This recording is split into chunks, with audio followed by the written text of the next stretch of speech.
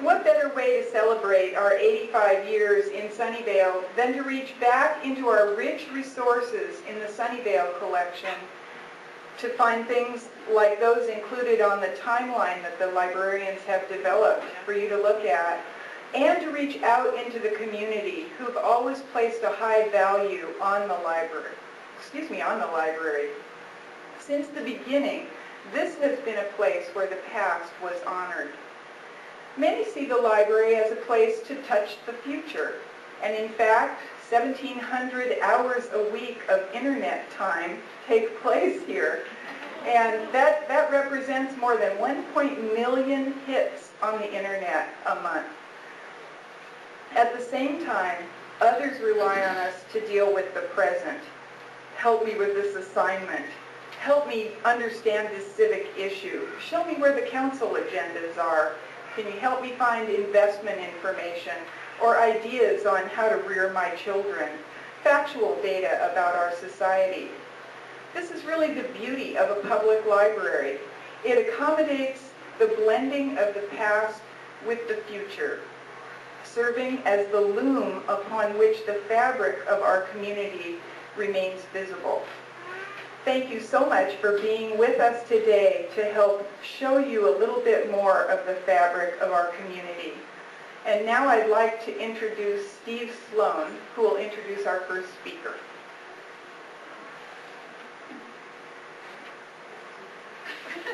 But it looks like he may have stepped out of the room. Our timing's a little off, but we'll get it down.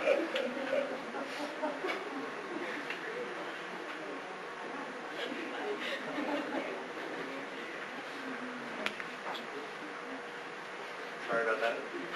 Good afternoon. I'm pleased to be introducing Mayor Manuel Valerio today. Manny is a native of Sunnyvale.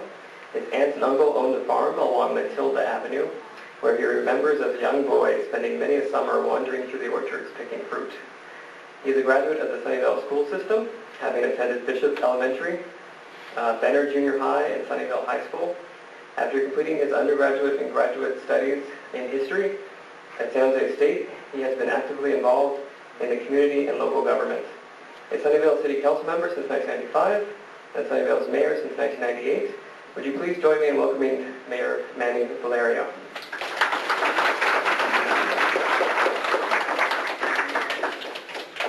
I believe there is a microphone that I could use, handheld one. I'm going to check and see if this one's working. Is the volume okay here? Yeah. Great, thanks. This works. Good. Good afternoon, everybody. Steve said I'm Manuel Valerio and have the distinct pleasure and honor of being the mayor for the city of Sunnyvale. And it has been a pleasure for me to be serving on the city council as one of your 7 council members. And of course, it's especially a great source of pride for me because, again, I was born here in the area and I've lived in Sunnyvale all my life. So you can imagine just what a thrill it is to be able to say you're on the city council and serving the community in the place that you hold very near and dear in your heart, and where you've made a lot of friends and met a lot of fantastic people throughout your lifetime. As Steve said, I grew up here, and I can remember many of the days that I think a lot of people in this room remember about the community of Sunnyvale and the Santa Clara Valley. And if you had a chance to already look through the room and see some of the pictures on the wall, both at the back of the room as well as here on the display, you can certainly see what this valley was like. The Valley of Heart's Delight, a place certainly world-renowned for its agricultural production, a place where blossoms filled the valley floor during the springtime, and where, from one end of the valley to the other, you saw nothing but beautiful fruit trees adorning the valley floor. Well, things have changed, and I think all of us, with some sense of sadness, lament some of those changes and are sorry to see our agricultural heritage changing and going away. But I like to think that we still have a very great community in which to live. Some of my earliest recollections as a young boy growing up in Sunnyvale were of the farms and the orchards here in the valley. And indeed, as Steve said, my family, my aunt and uncle, the Vivo family, had a farm on Matilda Avenue near 101, really where today is now the Larkspur Landing Hotel, the Hobie's Restaurant, the Shell gas station, and a couple of other hotels and other such structures. But they began farming here themselves in the late 1930s and bought that piece of land in 1940. And then my parents settled here in 1956, having come from Portugal. And I was born in 1958. I like to note that I was born the same year that City Hall was built. I think both of us have seen a lot of changes here since we have been a part of this community. But I have a recollection of Sunnyvale as a young man of a very special place, a place where youngsters grew up with a sense of security and calmness, a sense of the community caring about their children and about one another, a place where a child could play and have fun and enjoy a very clean and healthy life, and a place that had great schools and great programs for youngsters from the very beginning. And I also recall that we had a great library program, and that's the primary reason we're here today, and that's to celebrate our heritage as well as to celebrate the 85th anniversary of our Sunnyvale Library program. And while I don't have any one specific incident that I could relate about the library, such as maybe being asked to be quiet by the librarian for having made too much noise, I do remember a good number of days and hours spent here, especially when I was in junior high school and also in high school, days spent and evenings and afternoons spent doing additional research on term papers and reports and various homework and school assignments. And I always remember that it was a good place to come and to read and to do the research. The librarians, as I recall, as I think they are today, I know they are today, were always very helpful, very earnest in their desire to make sure that a young man or young lady or anybody coming to the library was able to find what they needed and to get the help and direction that they were looking for, whether they were doing schoolwork or whether they were looking up something to advance their career or they were simply looking up something to enrich their lives in some way. So I'd like to continue to commend our fine library staff and want to thank all of you for being here because, again, I think you're showing just how important our library program is. And I would say that a public library is one of the most important things that a city, if you will, that a community does for itself. It is something that enriches our lives and gives us a great opportunity to advance our lives and those of our families. And I think without public libraries, we'd be a far poorer community than we are now. So I think it's important for us to continue to support the libraries and to provide the best services that we can. Just to speak again momentarily on my childhood, I attended Bishop Elementary School, and I know probably a number of you were here or were at the school the other day when the school district celebrated its 100th anniversary, and that was a great opportunity to reminisce about our rich past and all of the accomplishments in our community. And then I attended Benner Junior High School after that and went on to Sunnyvale High School following that, and then on to San Jose State University. But again, just to reminisce momentarily, I felt that Sunnyvale was a community that allowed myself and my peers to grow up in a safe environment and one that was very nurturing and one where everyone helped their neighbors and their friends, and it was a place where people really got a great opportunity to make the most of their own lives. And I think that spirit exists today, even though times have changed, if you will, and we no longer have all of the farmland, all of the orchard land that we used to have. It's still, I think, a very special place. It's a different place, and one can't argue, as a gentleman said earlier, that there is more traffic, there is more smog. It's vastly different than it was 20, 30, 40 years ago. But I like to think that we as a community, while we may lament, again, the loss of that agricultural past, we honor it, we acknowledge it, we appreciate those who have come before us and who were the pioneers. But I think we have pioneers today in different walks of life, whether it's in education and science and research and everything that makes up what is granted now called Silicon Valley right here in Santa Clara Valley. And I like to think that the people in this room here today and those who will follow us will continue to make Sunnyvale a good place in which to live.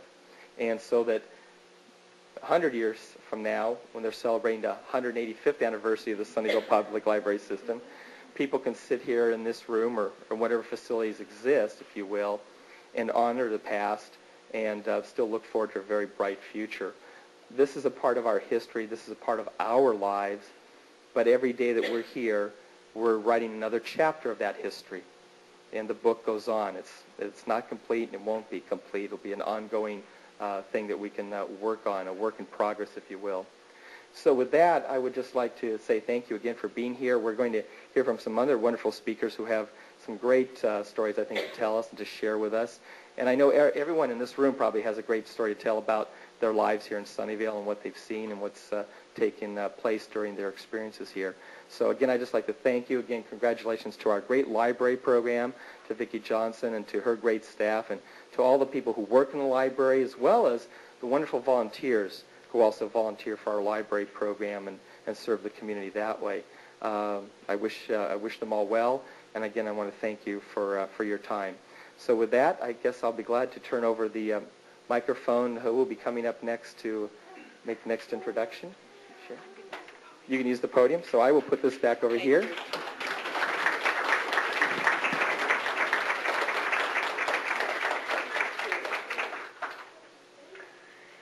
My name is Mary Chartrain, and I'm one of the librarians here. And it's my great pleasure to introduce Ann Hines. When she gave me her biographical information, she said, well, you don't have to read all this, but I want to because it's just so interesting and so impressive. Ann and her husband, Don, have been residents of Sunnyvale since 1970. They were the founding members of a grassroots citizens organization called Orchards, Organization of Responsible Citizens to Halt Reckless Development in Sunnyvale.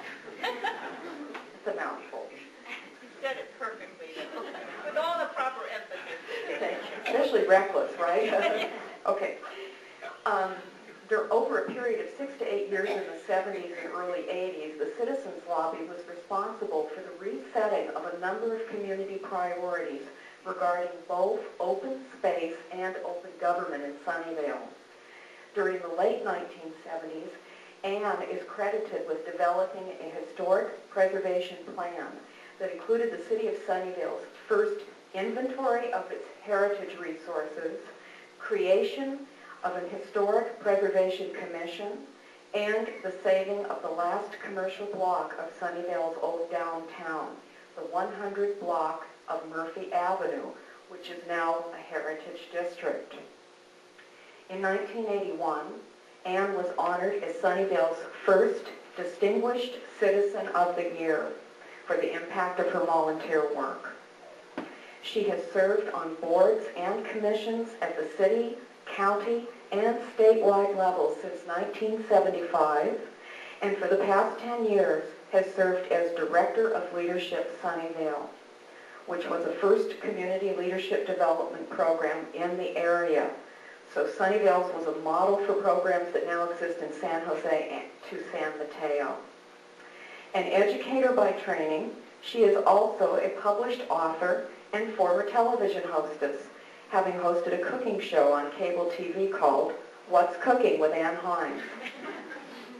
Ann is now helping spearhead final funding for OP, Orchard Heritage Park Interpretive Exhibit, a living museum that will tell the story of the Valley of the Heart's Delight at the 10-acre heritage orchard that has been preserved at the Sunnyvale Community Center.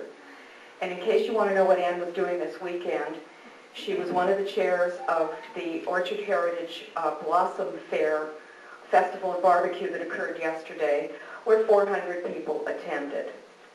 So she managed to make time for us too this weekend. It's with great pleasure that I introduce Ann Hines to you now, and her slideshow.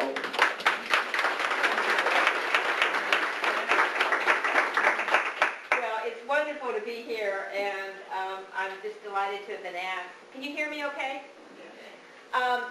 A number of you were at the wonderful Heritage Festival yesterday and barbecue.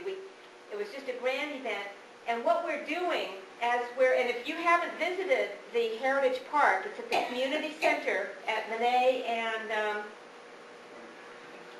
Monet and Michelangelo and those streets. It's a 10-acre orchard. It's the largest orchard in the county that has been preserved in the public sector. And it's a working orchard. Debbie's father continues to maintain that orchard and will for a long time, I'm sure. It's not only the largest orchard in the county, it's also the only one that combines a working orchard with an interpretive exhibit that we're hoping to build next year that will tell the story, the wonderful story of this Valley of Heart's Delight. And what I want to do with my time with you is to just give you some images about what this valley was like over the past 100 years. It was truly magnificent.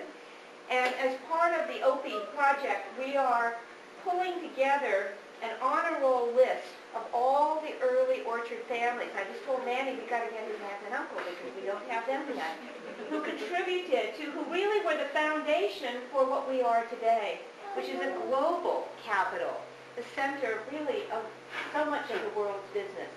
And this agricultural era really is the foundation for all that has come today, and we continue to be great.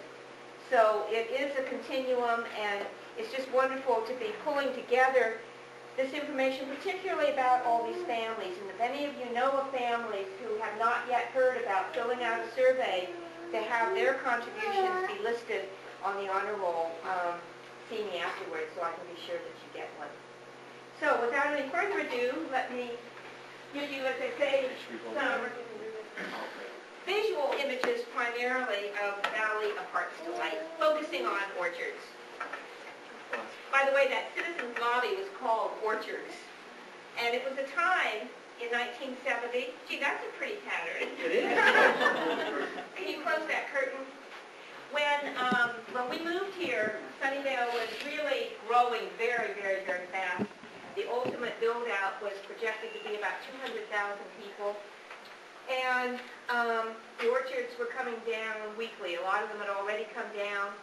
And we were newcomers, but we loved what we had come to. And over a period of 8 to 10 years, really did, I think, make a difference in shifting some priorities at City Hall. And it's with some pride that I note that our city build-out today is, Manny, what? Well, currently we're about 135, 120. I think it's 145 is the max. 140. So 145 is the build-out. Now. Right. We're about 137 now. So Vice Mayor Pat Breeder is also here, and I think all of us agree that the growth path that we were on a number of years ago when this whole valley was growing so fast probably isn't what most people wanted. And so it's nice to be able to appreciate a stable community now. Well, the orchard story really began in Santa Clara Valley in the late 1880s. And it was celebrated in a wonderful book published by the San Jose Mercury in 1896. And this is a grand book, and I'm sure the library has a copy of the reprint of this book, and it just celebrated the valley's residents, their wonderful homes, the orchards, the vineyards, this idyllic environment that they lived in and truly, truly loved. And the best part of this book is the cover. And here it comes. Sunshine, fruit, and flowers, Santa Clara County, California. And that's just as lush and wonderful as it was. This was a souvenir publication of the Mercury, and as I said, in 1896.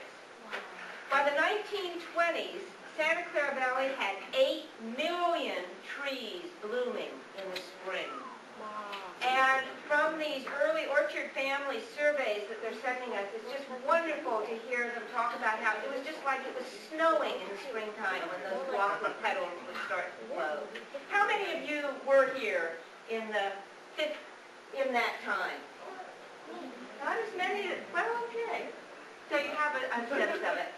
And you know, we hear about Blossom Hill Road in San Jose.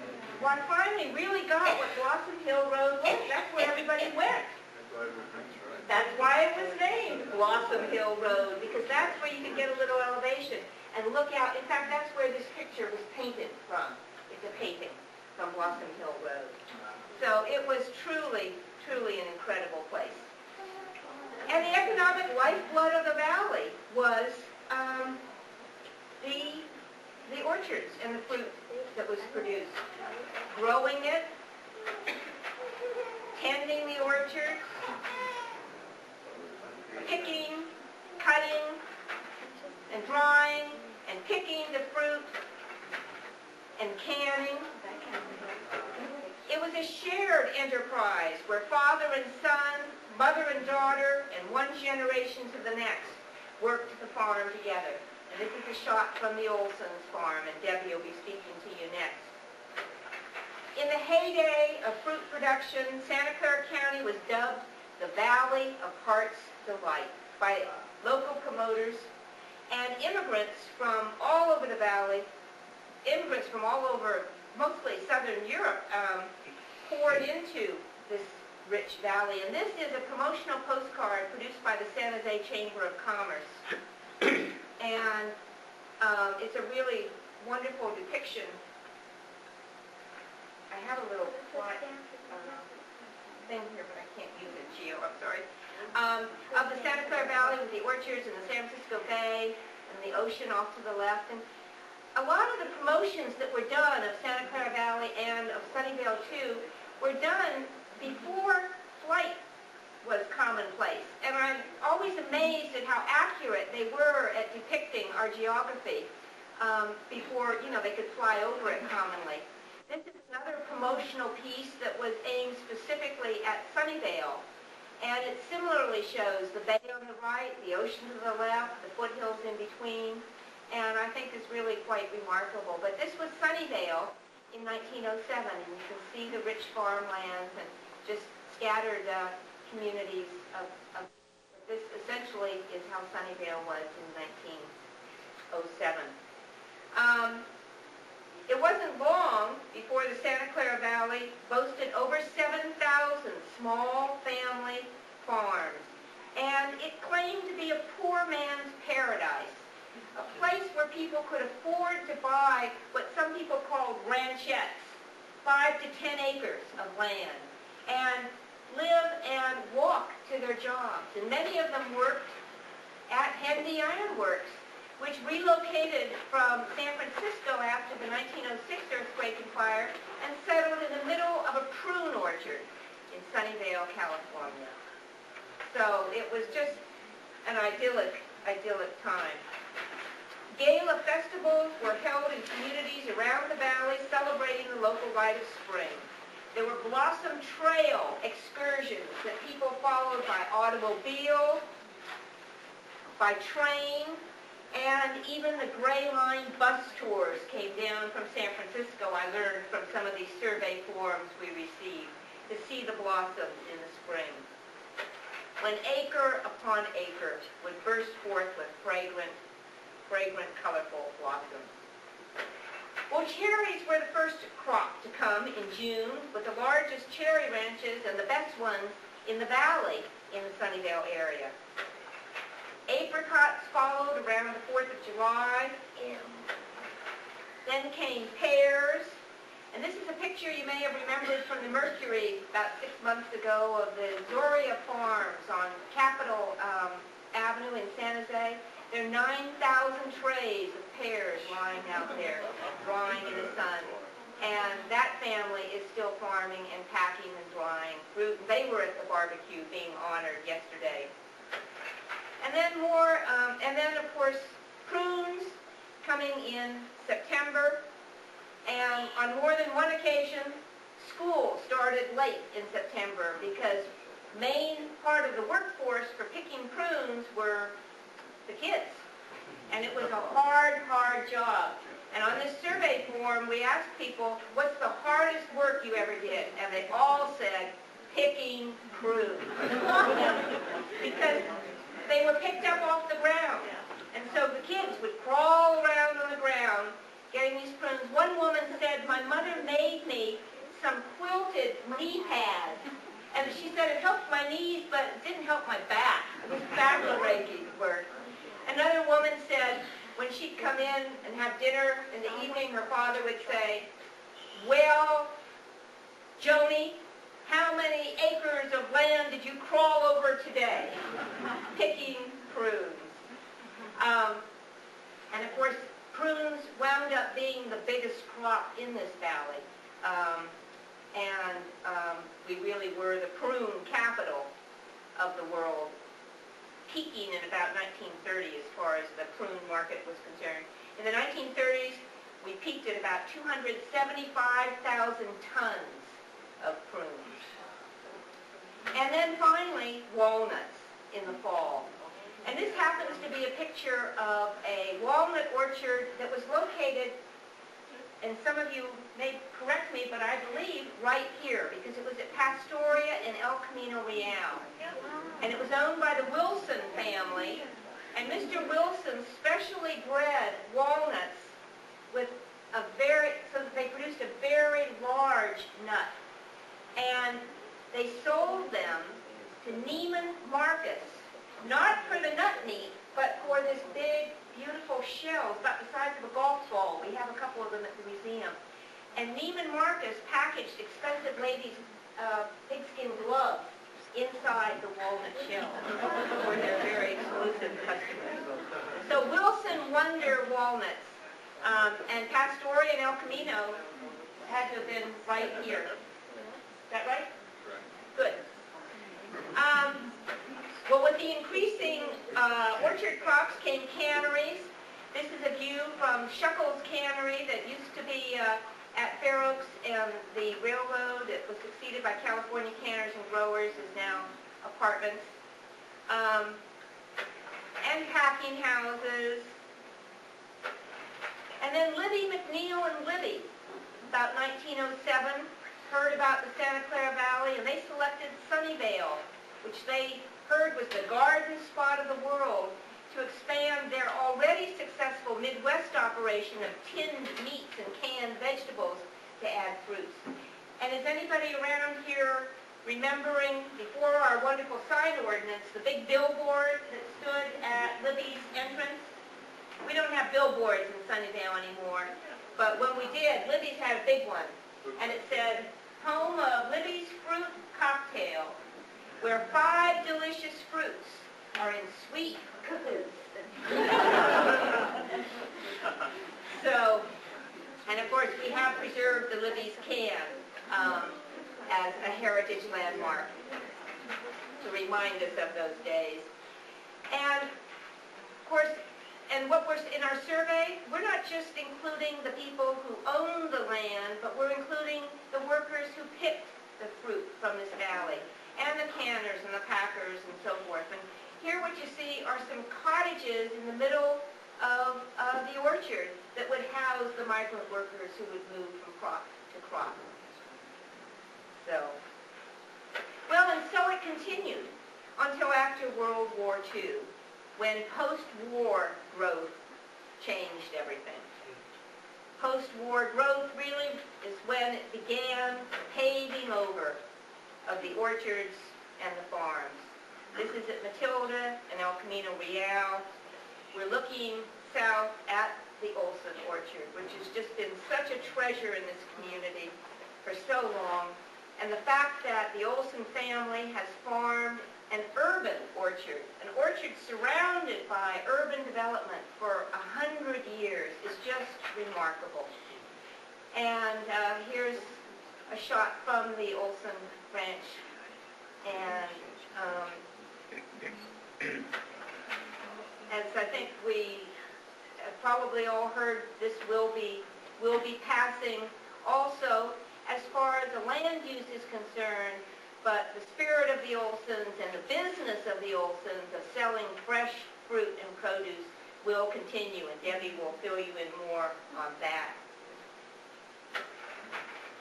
What's going on, of course, is the valley's industry has shifted from orchards to high technology.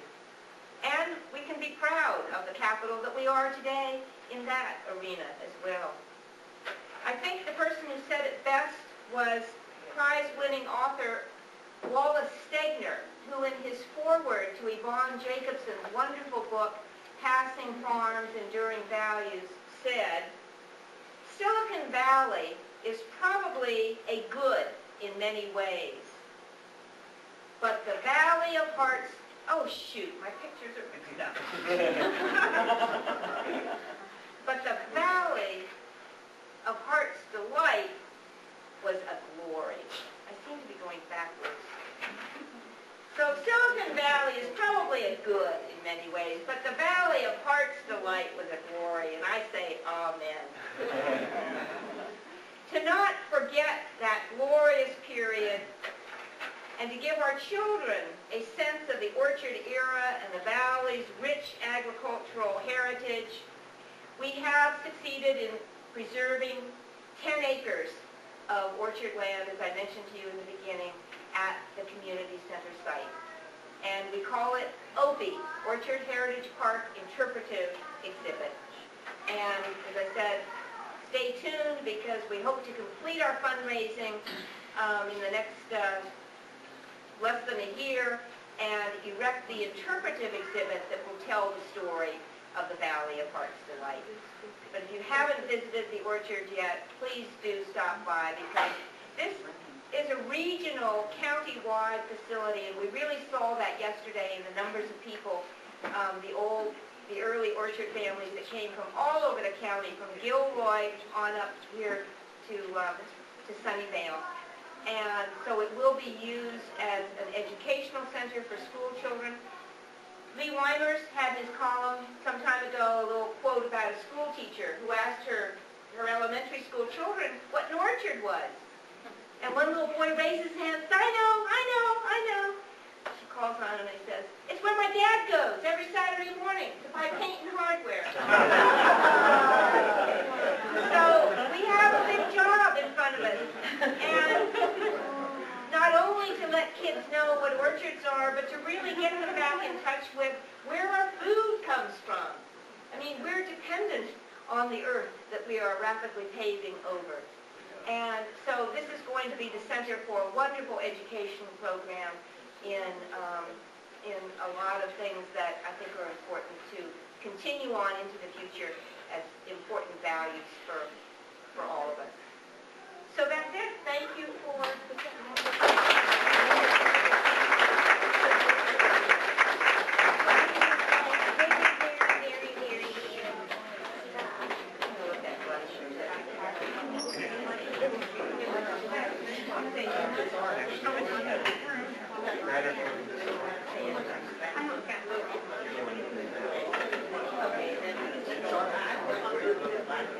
Thanks so much, Anne. That was really very wonderful. Thank you.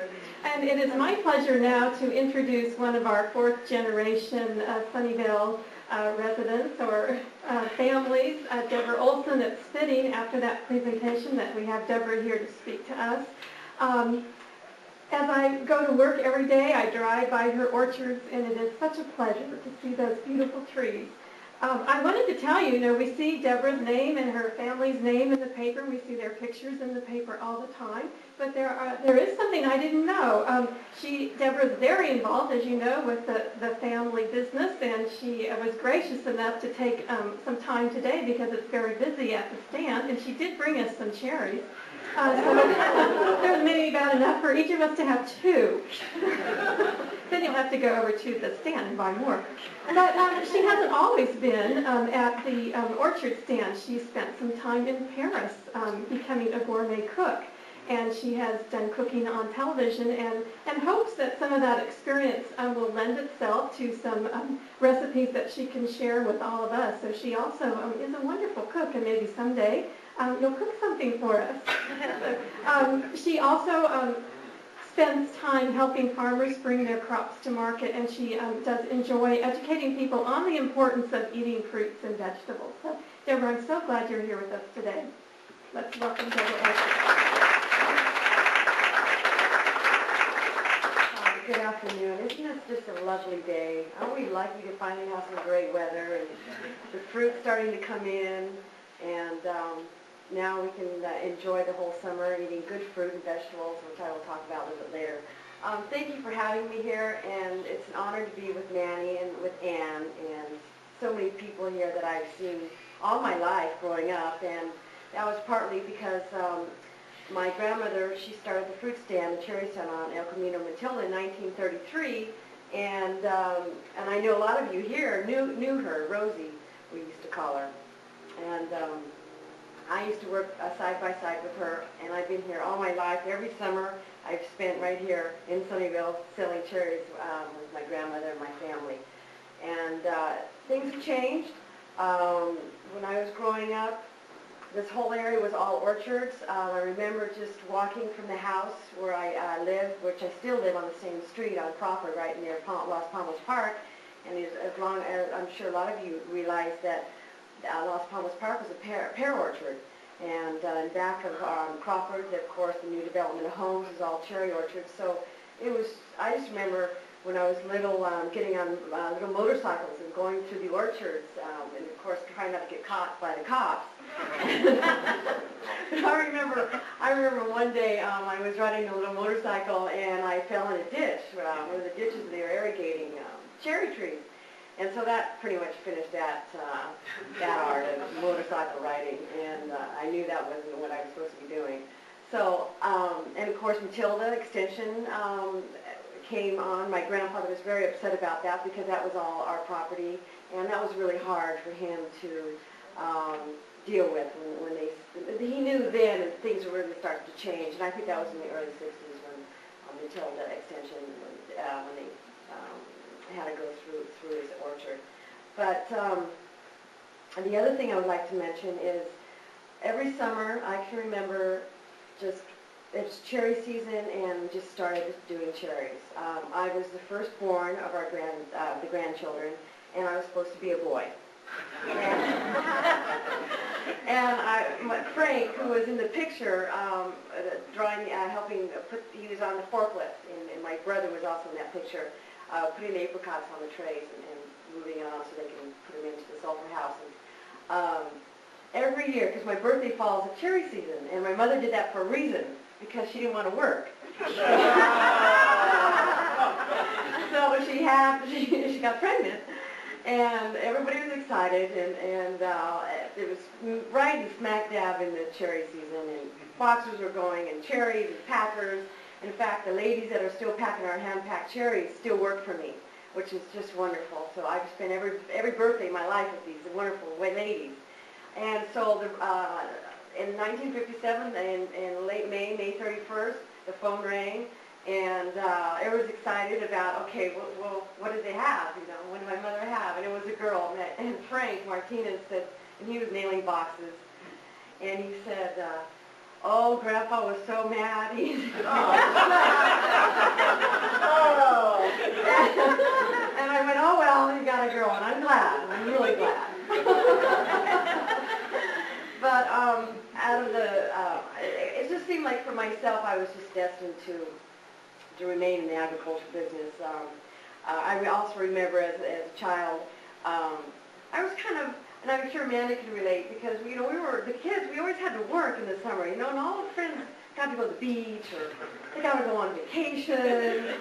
And I remember going to my friend's house and swimming in the swimming pool, and for just a brief moment, mind you, just glad. And then my grandmother would find me and call me at my girlfriend's house, and just, oh my God, it's too busy at the fruit stand. You gotta hurry, hurry. So I put my clothes on, my hair's all wet, and I get on my bicycle and I run over to the fruit stand. And of course, it was busy, and which I'm glad it was still busy, so that's a good thing.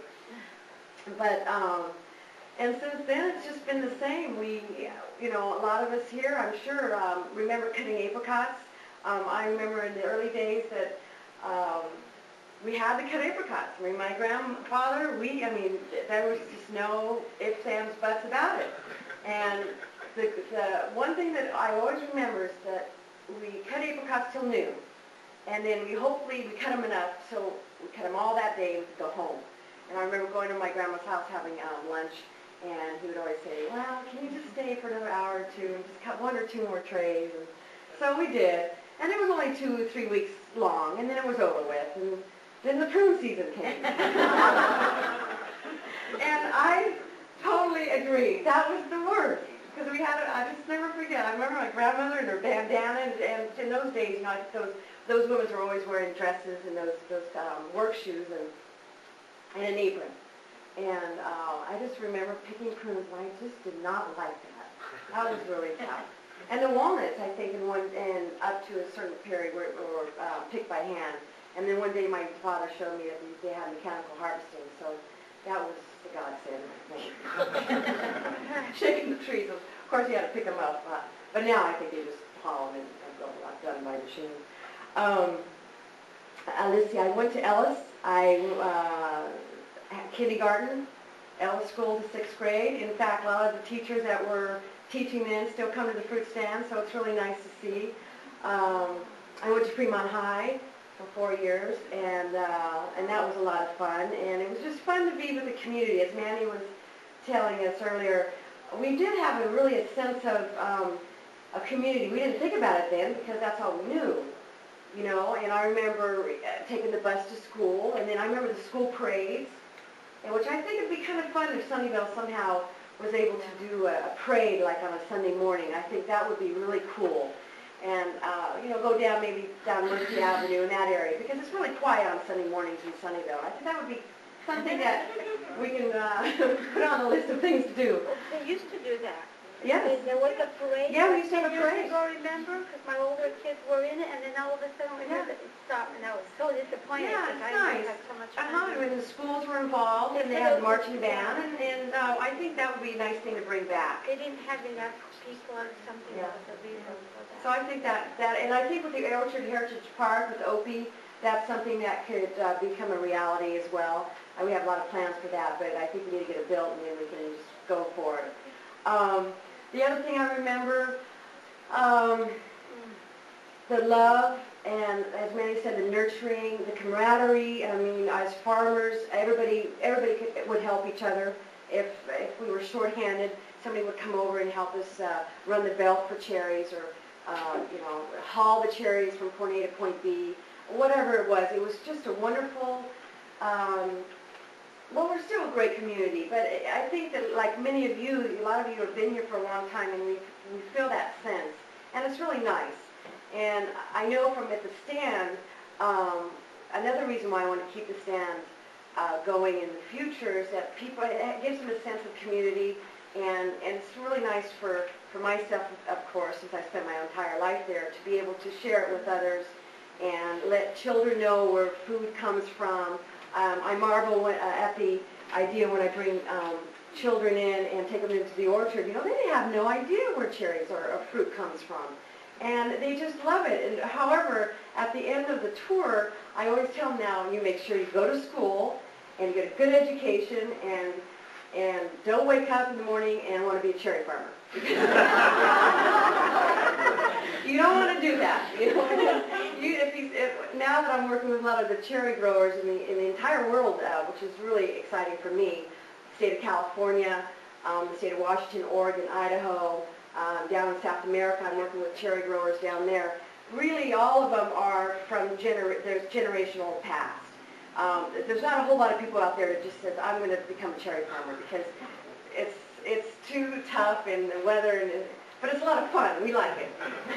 And we like to eat the fruit, and we like to give you the good fruit for our labor. On that note, what else I would like to say? With the property that, as I'm sure most of you are aware of, we're developing the property. It's been an extremely emotional issue for us, our family. And I know for you too, because I know you love it so. Just magnetize that about 10 million times for our family. It's a very hard thing to let go. I've been finding really hard to keep the cherry stand where it's at, and to rebuild it, and to bring the water structure tower over, to incorporate the past and link it to the future. I think it's really important. I really want to do this. And so we will be developing the property, but my father, he's 64 going on 30. So he's still very strong, is going to tend the orchard at the Orchard Heritage Park at the community center. There's also a 3-acre parcel cherry orchard that my father's been replanting, new varieties like the Rainier cherries.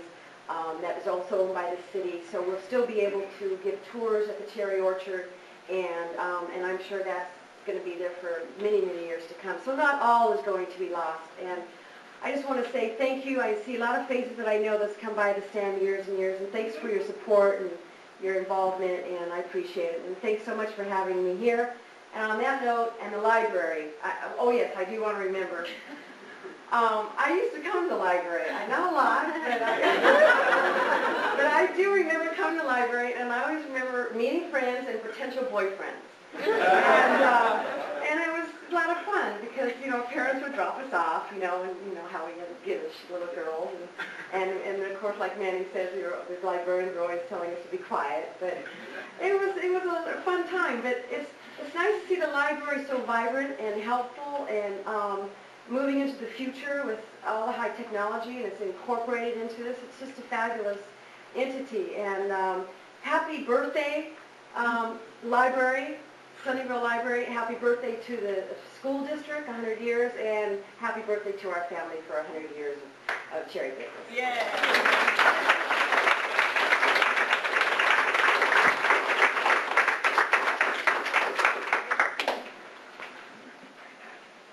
I wanted to thank all the speakers. Thank you to Manny and Ann and Deborah. We appreciate your time, and thanks for sharing your thoughts. At this point in the program, we wanted to kind of open things up to you. I want you to think in your minds maybe some things that happened to you in Sunnyvale. Maybe you were also helping pick some of the fruit. Maybe you have other memories of the library or just living in the valley. So hang on to those. That's coming up. I want to allow you to share those thoughts. Before we move on, I'd like to just share a few announcements.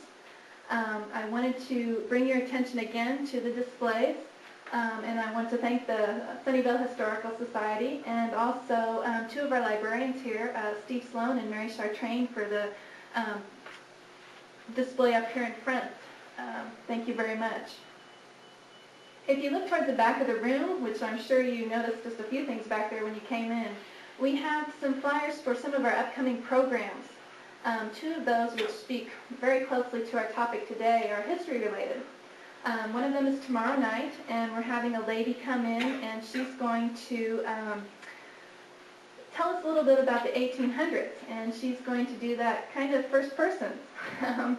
She's going to represent a lady called Mary Ellen Pleasant, who was an abolitionist and businesswoman in the late 1800s.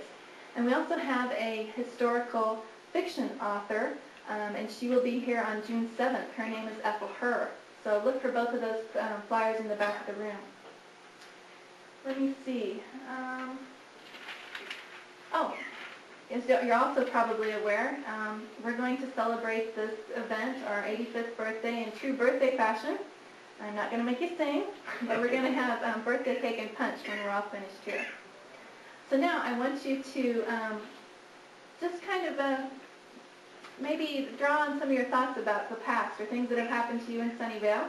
And if you'd like to come up and share those thoughts, or if you have maybe some questions for some of our speakers this evening, please feel free. You can either stand up and do that, or I can bring the microphone over to you, however you feel works best. Does anybody have anything that they'd like to share? Would you like to use the microphone, or do you just want to stand? Okay. Why don't you come on up, since I think my cord won't quite stretch that far.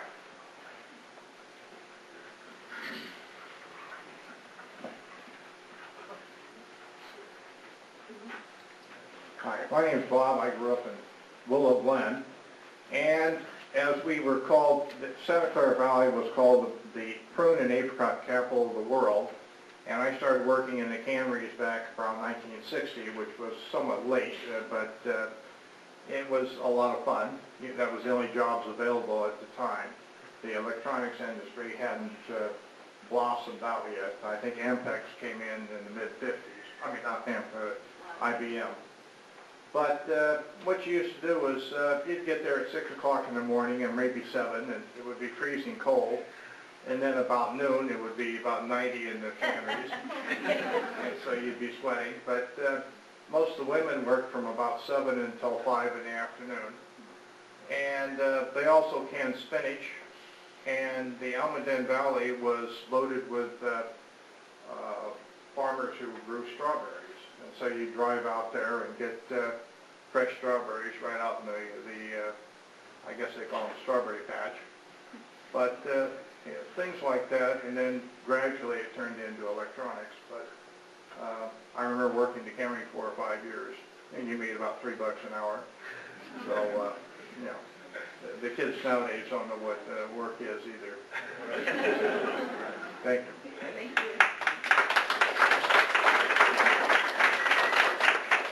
Is there anyone else who'd like to share? Me. I'm actually sharing something from a bookmobile patron. My name is Chris Stockstead. I didn't introduce myself, and I am one of the librarians here. And this woman comes to the bookmobile quite regularly, and her name is Fanny Gonzalez-Werfer. She was born in 1918 and has lived in Sunnyvale all of her life. And she said she remembered going to the library in a home near the Murphy Estate on California Avenue. And it was run by someone named Mrs. Rhodes. And she and her sister used to go to the library in the 1920s there. And then later during World War II, she said she remembers going to the library in the Civic Auditorium. Maybe some of you went to the library when it was there. She also, Nanny, was a secretary at Bishop School for a long time. So maybe, I think she might have been before your time. But anyway, so that was a memory from one of our bookmobile patrons.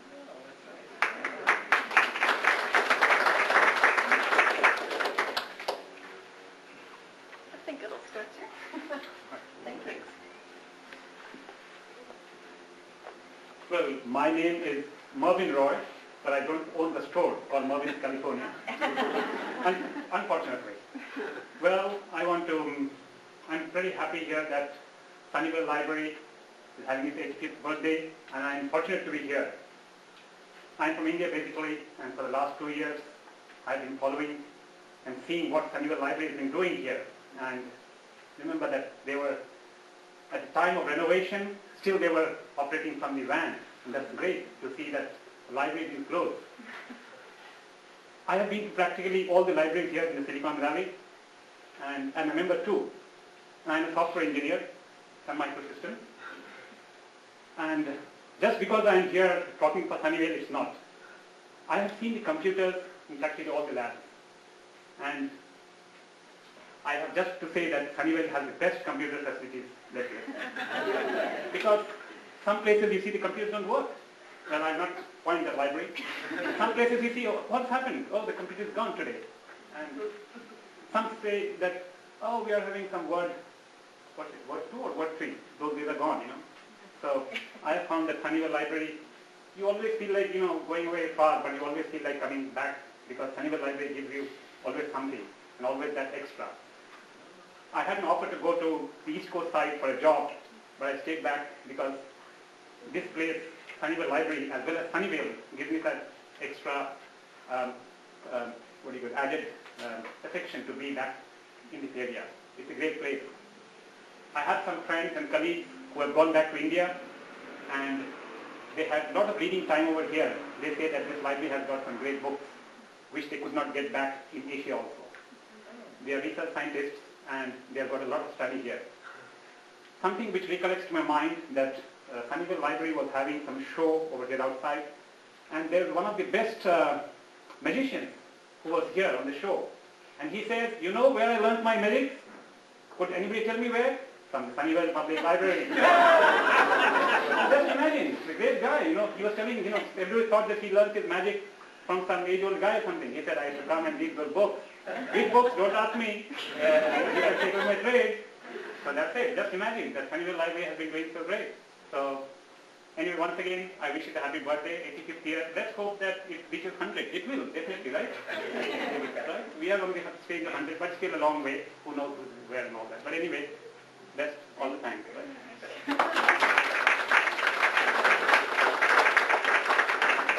That was great. Anybody else? My name is Jessica Lee. I'm a recent resident, as you can see. But before I came to Silicon Valley because of job opportunity, I lived in sunny Mountain View. I went to Mountain View Library and looking for material, couldn't find it. So they suggested me come down to Sunnyvale.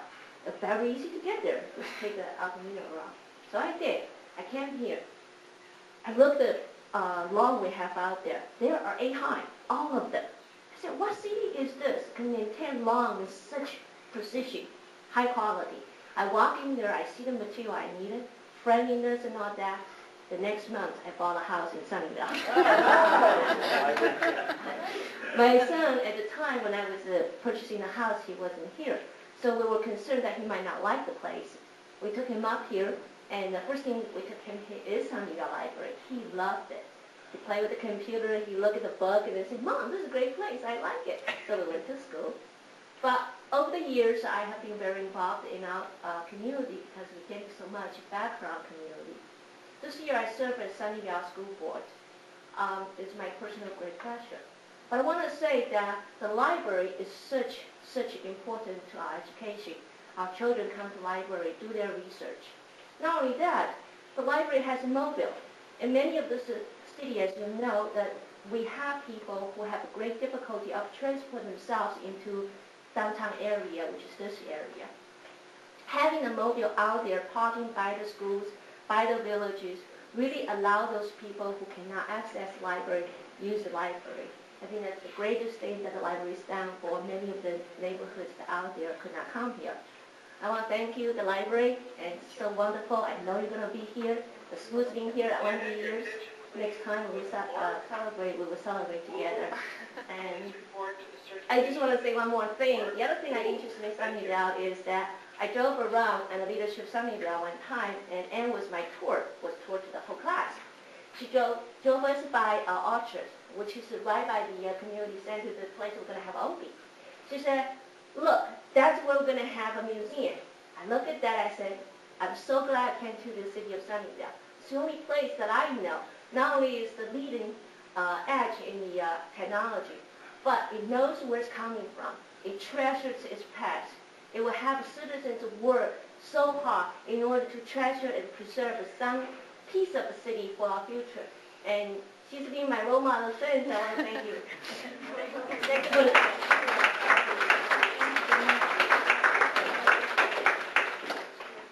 Anyone else? Yeah.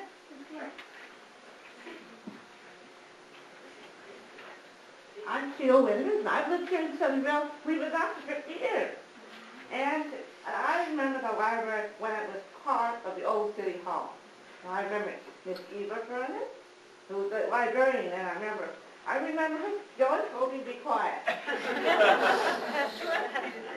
Well, I went to McKinley School, which was right across the street from the old library. And believe it or not, I found my old library.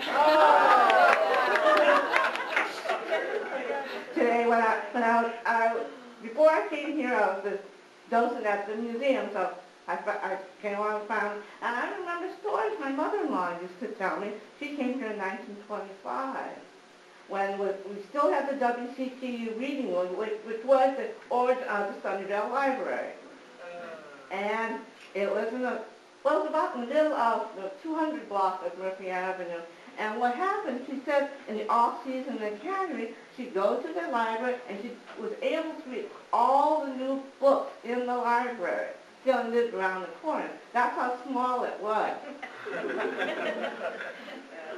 I remember going there quite often because the bus stop for the school, for the high school was at the city hall, just right there. I'd go to the library on the way home. I also remember reading on the way home. Do you ever say, excuse me, to a light post because you're reading on the way home? That's what I remember about the library. I also remember when the Chamber of Commerce, not the Chamber of Commerce, but the Chamber offices were part of the library.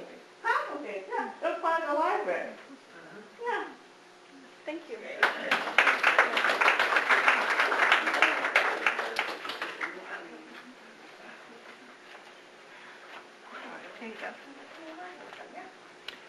For those who don't know me, I'm Landon Kurt Joel, and I got started in really in city service by joining the library board, and partly because they had the volunteer services and various things that I could volunteer for, and I said, well, I'm a very frequent user of the library, and so I decided to apply for it and was gracious. The council was gracious enough to actually appoint me when I served as vice chair.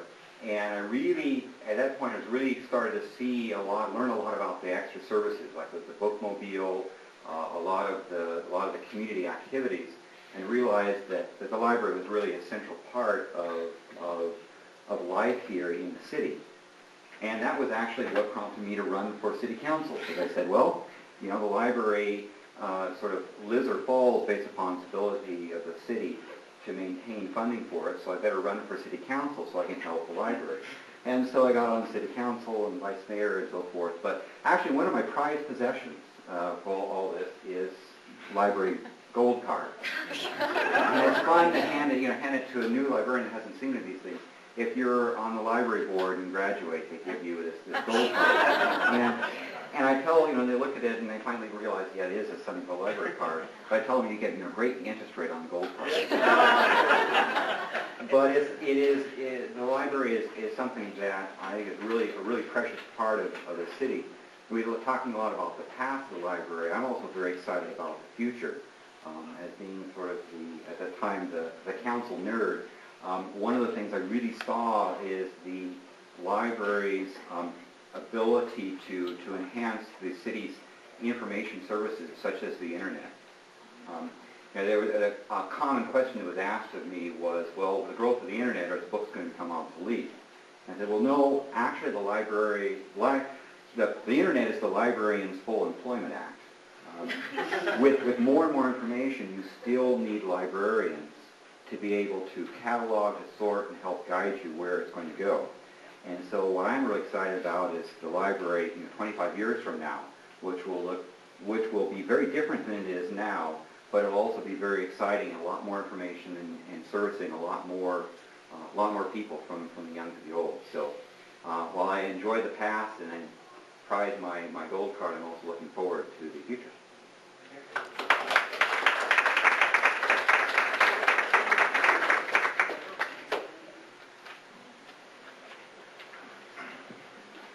Yes, my name's Tim Risch, and I do a lot of volunteering in the city, but in my real life, I'm an aerospace engineer. And one day, I was tasked by my manager to go find some patent information. And we knew nothing about where to get patents. He said, well, go back to Washington. Well, I found out at that time the city had a patent library. And that used to be located over in the Rainer Park area. And so I went over there, and I found the patents that I needed lickety-split. Went back to work, and my boss was really happy. And since then, the patent library has now been moved over in this part, and it's now Sci-Cube, and I guess I'll need help. Center for Innovation. Help me. I don't remember it either. But one of the great things about living in Sunnyvale was the patent library and that service that it's provided. And the reason I also bring this up is because if any of you are members of AAA, and if you open up the AAA book, and see what it says for Sunnyvale. It doesn't really say it's the heart of Silicon Valley. It doesn't say it's a great place to live. But it mentions that the only collection of all the patents in the United States west of the Mississippi is located in Sunnyvale. Wow. And so, if AAA recognizes our library as the place to be, well, I think we should really know that we live in a very fine place. And so thanks for the library for putting Sunnyvale on the map. Thank you.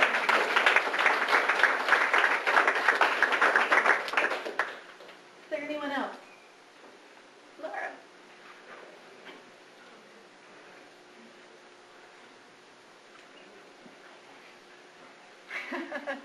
I'll let you introduce yourself. My name is Laura Nakanishi, and we moved up to Sunnyvale in 1960 of July from Southern California. And the new building opened under Colin Lucas, who's a director, in October of 1960. And in February of 61, I began work here as a librarian part-time. and I'm still here today. So in the interim, I did work for 11 years as a full-timer.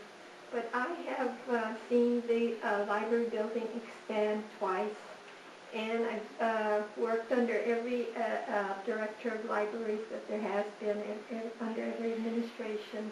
And I've seen it grow and the services increase, and it's been a wonderful experience for me all these years, and I have really thoroughly enjoyed it. Thank you.